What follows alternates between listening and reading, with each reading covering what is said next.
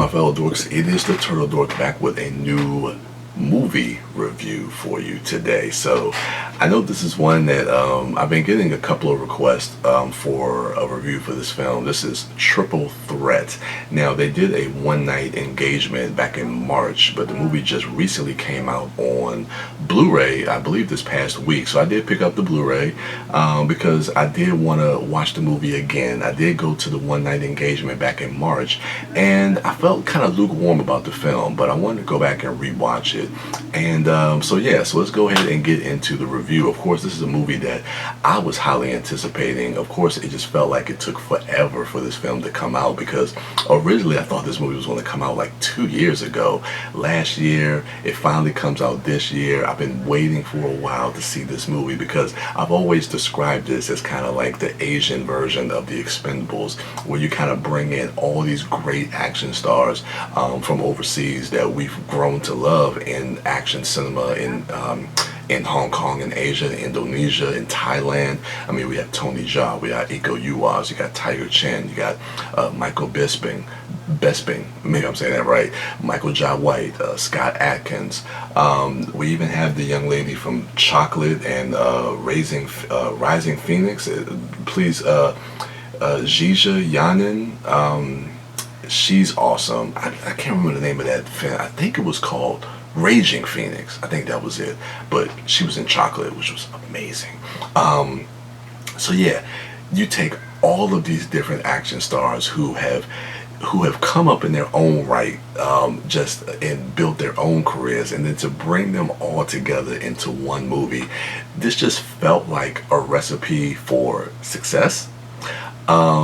But I have to say that even on rewatch, I felt like the movie was just kind of plain, kind of mediocre at best.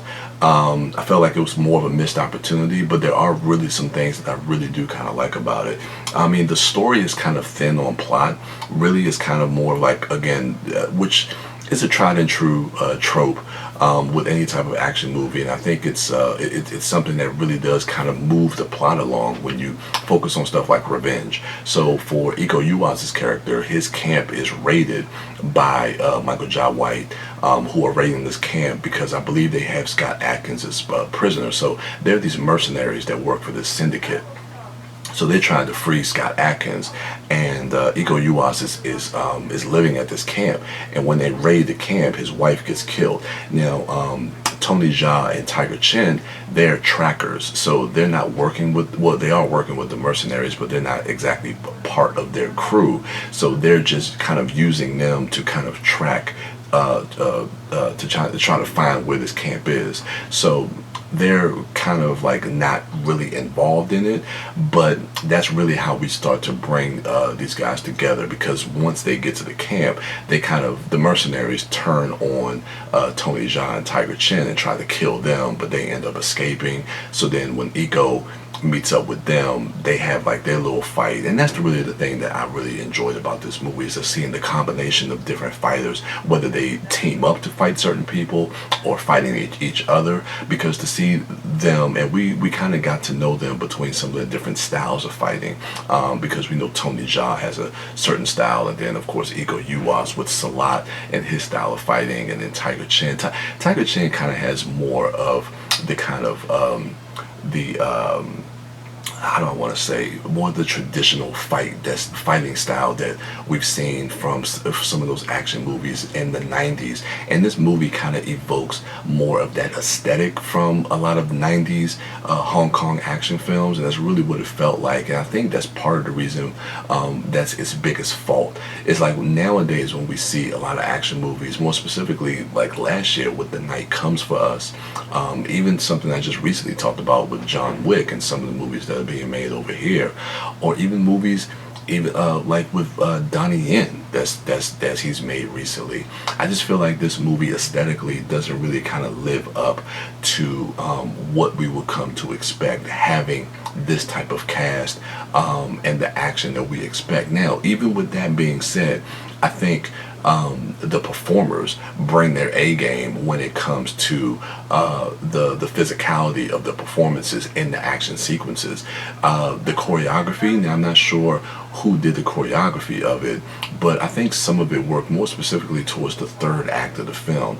I like seeing combination of different fighters, to see Iko fight Michael Jai White, to see Tony Jaa fight Scott Adkins. Do you have Michael Bisping fighting Tiger Chen? But then you also get, like, I like the three-man fight when you kind of have 2-on-1, and it's really kind of cool when we get a little segment where we have Tony Jaa and Iko Uwais fighting against Scott Adkins, and just mentioning those three names in the same, seeing them in the same scene, in the same fight sequence. I mean, that right there should just blow your mind. And it just, I think with the director, Jesse V. Johnson, I mean, he does a competent job of directing the film, but he doesn't bring anything that's exciting or new to it. This is not a movie that is really kind of changing, kind of reinventing the wheel.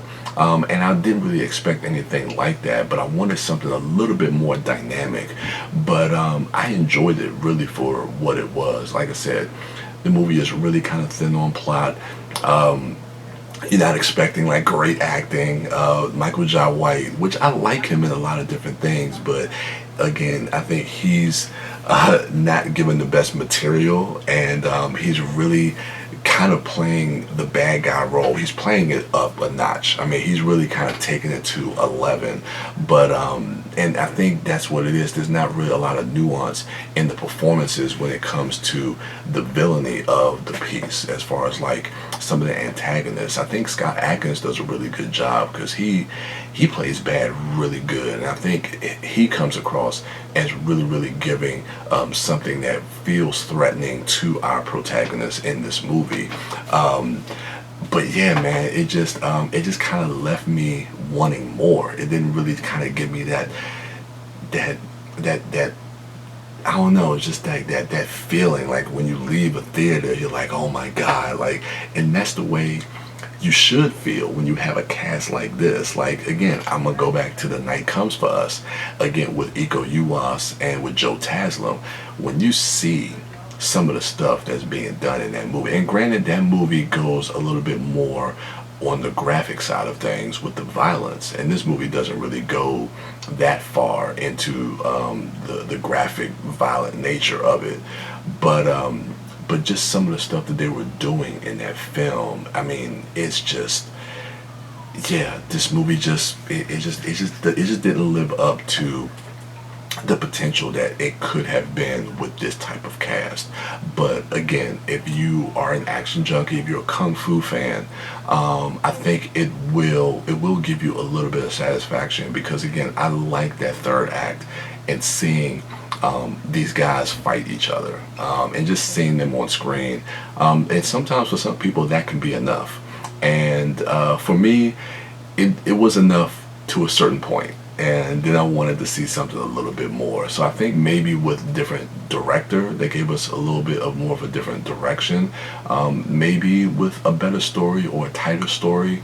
So those are my thoughts for Triple Threat. Please let me know what you thought of the film in the comments below.